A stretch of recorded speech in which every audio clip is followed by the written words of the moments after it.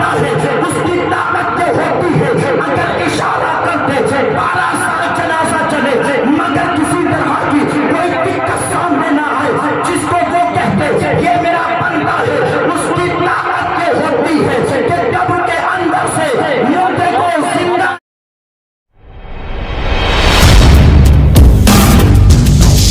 4 दिन की जिंदगी के लिए इतना अंधा हो चुका है, इतना पागल हो चुका है, ना जायज का पता ना नाजायज का पता, और हालात इतने खस्ता हो चुके हैं, इतनी हमारी सोच जहनियत इतनी गिर चुकी है 4 दिन की जिंदगी को कामयाब बनाने के लिए कि अगर हम खेत पर चले जाए ना तो एक बिरान की मेढ़ा उसे काटने पर लगा हुआ, एक बिरान की मेढ़ा उसे भी काटने पर लगा हुआ, जैसे कि सारे खेत का अनाज यहीं पर पैदा हो जाएगा। बताओ ये नियत की बात नहीं तो काहे की बात है। 20 बीघे 15 बीघे 10 बीघे 5 बीघे के खेत को छोड़कर तू मेढ़ काटने में लगा हुआ, फिर कहता है मेरा यार हलाल है, मेरा हलाल है, हराम कैसे हो गया? अबे हराम तो ये हुआ है जो तुझे 15 कुंटल पे भरोसा नहीं था, 500 ग्राम पे भरोसा तुझे। अरे खेत में बस 15 कुंटल 20 कुंटल होता नहीं होता, और जो मेढ़ आपने में जो रब ने तुम्हारी मेहनत की बिना पर 15 कुंटल 20 कुंटल दिया वो तुम्हें भरोसा नहीं उस पर, और जो तुमने अपने हाथ से मेढ़ काट के 500 ग्राम पैदा कर लिया उस पर भरोसा। और ऐसे ही वो ट्रैक्टर वाला भी ऐसे हो गया, वो जाकर ना जुताई के नुस्खे दबा के ले लिए तो वो भी इतनी दबा के लेता कि मेढ़ में पाँव रखने तक जगह नहीं छोड़ता, इतनी दबा के लेता। बहरहाल बदले अपनी सोच, बदले अपनी जहनीयत को। जब इसके हलाल होगा, हलाल दाना पेट में जाएगा, हलाल रोजी कमा कर उसको खाओगे तो अल्लाह तुम्हारा इज्जतदार भी बनाएगा, शोहरतदार भी बनाएगा, नामवर भी बनाएगा, तुम्हारी दुआओं में असर भी पैदा फरमाएगा। किसी शायर ने कहा है कि तेरे होठों पर जमाने की बुराई कैसी, एक कतरे की समंदर से लड़ाई कैसी, अपनी बिगड़ी हुई औलाद पर रोने वाले जरा सोच, तूने खिलाई थी इसको कमाई कैसे। अपनी बिगड़ी हुई औलाद पर रोने वाले जरा सोच, तूने खिलाई थी इसको कमाई कैसे। वो सिर्फ पाक का जिक्र 12 सुनाओ, कितना मशहूर वाकया है वो कि आपके वालिद ने सिर्फ बहता हुआ सेब खा लिया था, जबकि नाजायज नहीं था, हराम नहीं था, लेकिन फिर भी इजाजत लेने के लिए उल्टे पांव वापस चले गए। जब आप में एक तकवा था तभी तो गौसे पाक जैसी औलाद अल्लाह अता फरमाता, तभी तो अल्लाह अता फरमाता है। बदले जहनीयत को, ऐसा किरदार करे और ऐसी रोजी रोटी खाकर कमा कर कि तुम दिन रात कहते हो हम अल्लाह के बंदे, हम अल्लाह के बंदे, कोई फायदा नहीं। तुम जब तक अपने आप को अल्लाह का बंदा कहलाते रहो, अपने आप अपनी जुबान से कहते रहो कि हम अल्लाह के बंदे, हम अल्लाह के बंदे, कोई फायदा नहीं। फायदा तब है जब अल्लाह कह दे ये मेरा बंदा, जब अल्लाह कह दे ये मेरा बंदा है, तुम दिन रात कहते रहो। और जब तक तुम अपने मुंह से ये कहोगे हम अल्लाह के बंदे हैं तो तुम्हारा हाल ये होता है कि तुम्हारी बात तुम्हारी बीवी नहीं सुनती। तुम कह दो अपनी जुबान से हम अल्लाह के बंदे हैं, तुम्हारी बात तुम्हारा पड़ोसी नहीं सुनता, तुम्हारी बात तुम्हारा रिश्तेदार नहीं सुनता, तुम्हारी बात तुम्हारा अजीज और अकरबा नहीं सुनता, तुम्हारी बात तुम्हारा पड़ोसी नहीं सुनता, तुम्हारी बात तुम्हारा बाप नहीं सुनता, तुम्हारी बात तुम्हारी बीवी तुम्हारी बहन नहीं सुनती, तुम्हारी बात तुम्हारा भाई नहीं सुनता। लेकिन जरा अब इसका पलट करके तो देखें, जब तक तुमने अपनी जुबान से कहा था हम अल्लाह के बंदे हैं, तब तक तुम्हारी बात किसी ने नहीं सुनी, तुम्हारी आवाज में वो दम नहीं रहा, तुम्हारी आवाज में वो ताकत नहीं रही, तुम्हारी आवाज में वो रोग और दबदबा नहीं रहा कि सामने वाला तुम्हारे मुंह से निकले फौरन उस पर अमल कर ले। क्यों? इसलिए कि जब तक तुमने अपने आप को अपनी जुबान से ये कहा हम अल्लाह के बंदे हैं, तुम्हारी कोई पावर नहीं, तुम्हारी कोई शान नहीं, तुम्हारी कोई अजमत नहीं, तवज्जो से जुमले को सुनते चले। लेकिन जब अल्लाह ने कह दिया ये मेरा बंदा है, जब अल्लाह कह देता है ये मेरा बंदा है, फिर उसकी शान क्या होती है, उसकी ताकत क्या होती है, उसका मर्तबा क्या होता है। जिसको अल्लाह कह देता है ये मेरा बंदा है, फिर वो अगर वो इशारा कर दे तो हजरात मोहतरम अना सागर सिमट करके प्याले में आ जाता है। जिसको वो कहते ये मेरा बंदा है, उसकी शान क्या होती है कि वो अगर इशारा कर दे तो पीतल की गाय दूध पीने लग जाती है। जिसको वो कहते ये मेरा बंदा है, उसकी शान क्या होती है कि वो अगर इशारा कर दे पेट के अंदर से बकरी के बोलने की आवाज आ जाती है। जब वो कहते ये मेरा बंदा है, उसकी शान क्या होती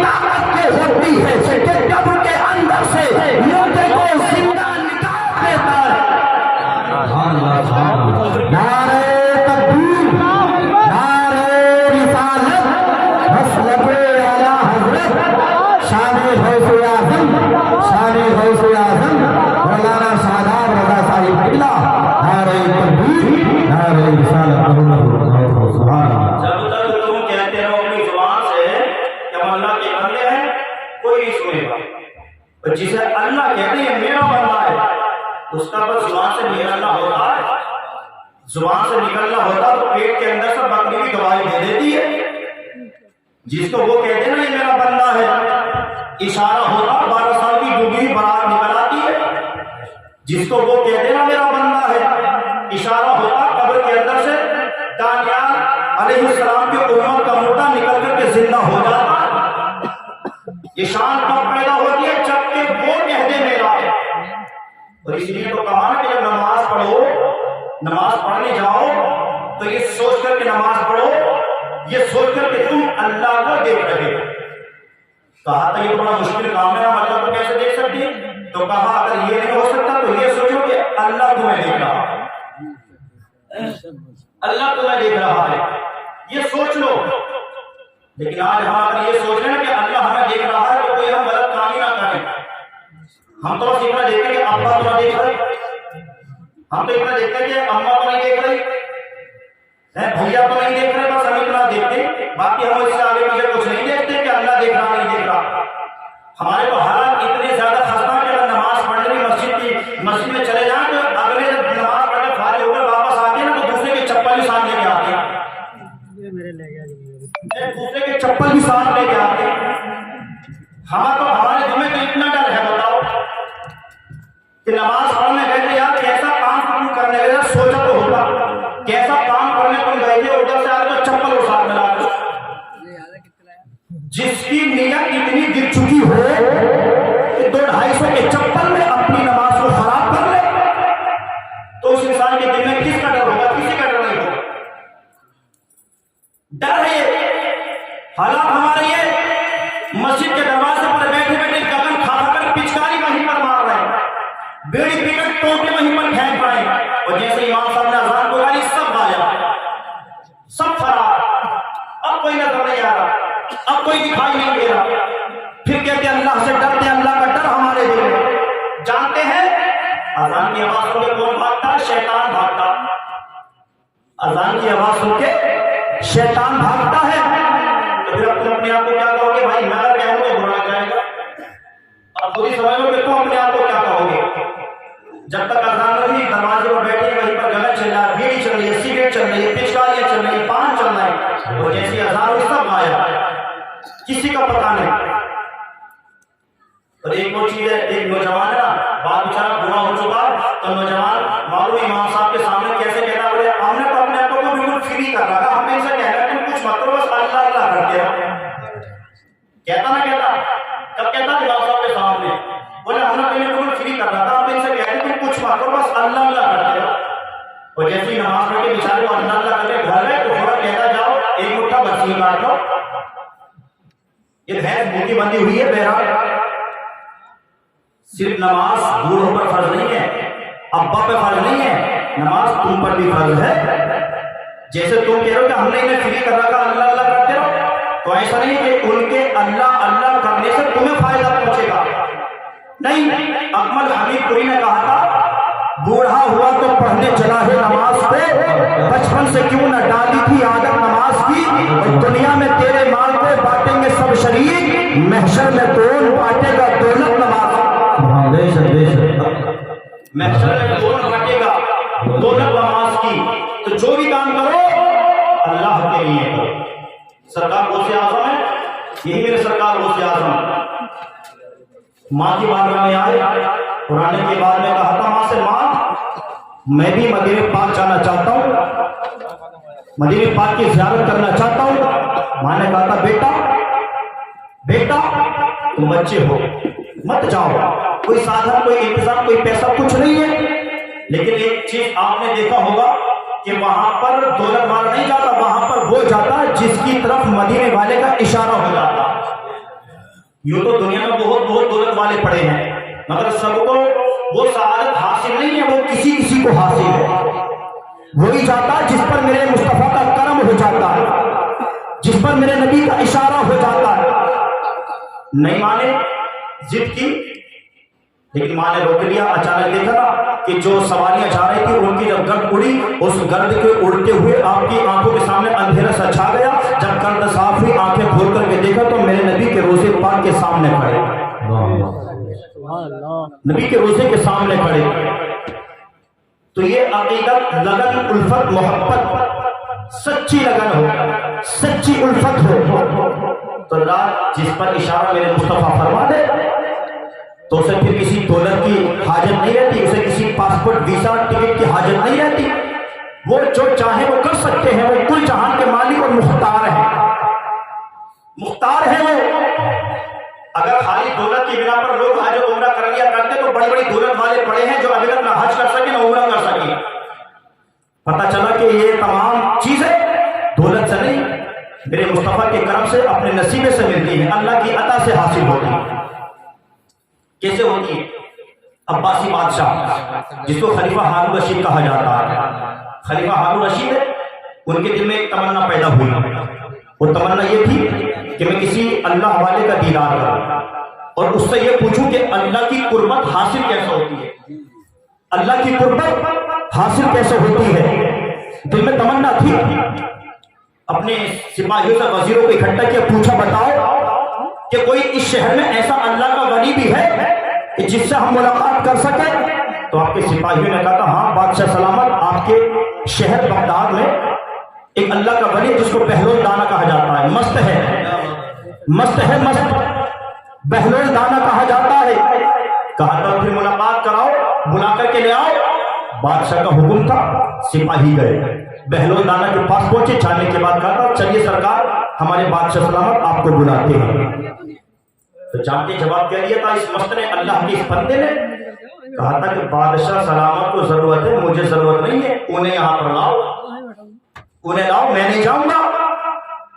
اب ذرا تھوڑا سا اپنے آپ کو بھی دیکھ لیں اگر ہمیں ایک گاؤں پر پردھان بلا لے تو بھاگ چلے آئے اگر روٹی کھا رہے ہو نا تو بیچ میں چھوڑ کے بھاگ جائیں پردھان بلا لے اور اگر ایم ایل اے بلا لے نام لے کر بلا لے اپنا خاص آدمی دیکھ کر بھیج کر کے بلا لے تو انسان بالکل پاگل ہو جاتا ہے 10-5 لوگوں سے کہہ کے جاتا ہے کہ آج تو ایم ایل اے صاحب نے مجھے نام لے کر کے بلایا اپنی گاڑی بھیجیے اپنی گاڑی بھیجیے لیکن یہاں پر مست بولتا نہیں کام مجھے نہیں کام تمہارے بادشاہ کو ہے بادشاہ کو لے کر کے آؤ میں نہیں جاؤں گا سپاہی چلے گئے جانے کے بعد کہا تھا بادشاہ سلامت یہ تو مست ہے نا یہ آپ کی بات سننے کے لیے تیار نہیں ہے اس کے دل میں آپ کا ڈر نہیں ہے پوچھا تھا کیا کہتا ہے کہا تھا اس نے کہہ دیا کہ میرا کام نہیں ہے کام بادشاہ کو ہے بادشاہ کو بلا کر کے اتنا سنا نا تو بادشاہ جو کہ اللہ والوں سے محبت بہت کرتے تھے خلیفہ ہارون رشید آپ نے کہا کوئی بات نہیں بس ایک چیز پر دھیان رکھنا بولے کیا بولے آپ دروازے کے سامنے رہنا ادھر سے جب بھی ان کا گزر ہو پکڑنا اور اندر لے آنا حکم کی تعمیل کی گئی انتظار کرنے لگے سپاہی ایک دن گزرا 2 دن گزرے ایک ہفتہ 2 ہفتے گزرنے کے بعد وہی اللہ کا مست بہلول دانا بادشاہ در سلامت خلیفہ ہارون رشید کے دربار کے سامنے سے گزرے سپاہیوں کی نگاہ پڑی اندر خبر دی کہ سرکار بہلول دانا تشریف لا رہے ہیں حکم دیا کہ لاؤ اندر لے کر کے آنا جیسے ہی بہلول دانا سلطنت کے مین گیٹ کے سامنے بادشاہ سلامت کے دربار کے سامنے پہنچتے سپاہیوں نے پکڑ لیا پکڑنے کے بعد کہا تھا آج تو چلنا پڑے گا تو بہلول دانا کو زبردستی اٹھایا ہاتھوں میں اٹھانے کے بعد بادشاہ سلامت کے دربار میں لے آئے جب بادشاہ نے اپنے دربار میں بہلول دانا کو دیکھا نا تو اپنے تخت چھوڑ کر اپنی شاہی کرسی چھوڑ کر کھڑے ہو گئے اپنی شاہی کرسی چھوڑی کھڑے ہو گئے اپنا تاج بہلول دانا کے قدموں میں رکھ دیا ہاتھوں کو بوسہ دیا اور اپنی کرسی پر بہلول دانا کو بٹھا دیا خود ادب کے ساتھ ہاتھ باندھ کر اللہ کے مست اللہ کے ولی بہلول دانا کے سامنے کھڑے ہو گئے کھڑے ہونے کے بعد کہا تھا او بہلول دانا او اللہ کے مقدس بندے جب میں نے خبر بھیجی کہ تم آئے کیوں نہیں تب بہلول دانا نے کہا تھا او بادشاہ سلامت میں اگر آتا میں اپنی مرضی سے اگر تمہارے پاس آتا تو تمہارے سپاہی مجھے روک لیتے تمہارے وزیر مجھے روک لیتے تمہارے دربار مجھے روک لیتے تمہارے خادم مجھے روک لیتے میں اگر تم سے ملنے کے لیے آتا تو مجھے کوئی اندر آنے نہیں دیتا اگر چوٹو کر کے میرا خط تمہاری بارگاہ تک پہنچ بھی جاتا تو کیا پتا تھا کہ تم میرے خط کو پڑھنے کے بعد مجھے اندر آنے کی اجازت دیتے کیا پتا تھا میرا خط پڑھنے کے بعد تم مجھے ملنے کا موقع دیتے اے بادشاہ سلامت اس لیے میرے دل میں کبھی تم سے ملنے کی تمنا نہیں چاہیے لیکن جب تمہیں ضرورت پیش آئی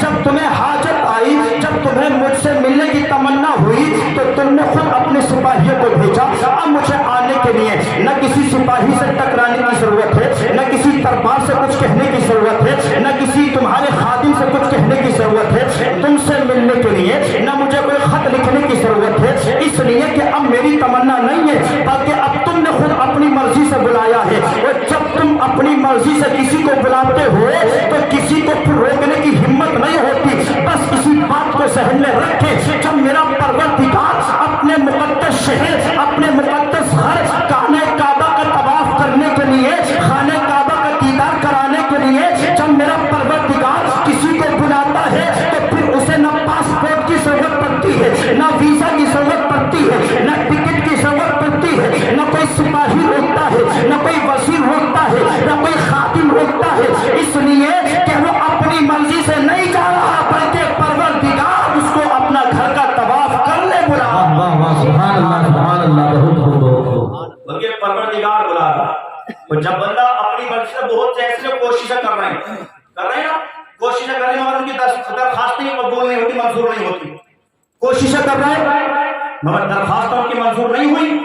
کیوں؟ اس لیے کہ ابھی میرے رب کا حکم نہیں ہے، ابھی کالی کمری والے کا اشارہ نہیں ہے۔ تو پتہ چلا کہ اپنی مرضی سے بندہ کوشش کرے تو ہزاروں رکاوٹیں سامنے آ جاتی ہیں، اور جب پروردگار جس کو بلانا چاہے تو ہزار کا اگر لاکھوں رکاوٹیں بھی ہو تو پھر بھی راستہ چھوڑ دے، پھر بھی راستہ چھوڑ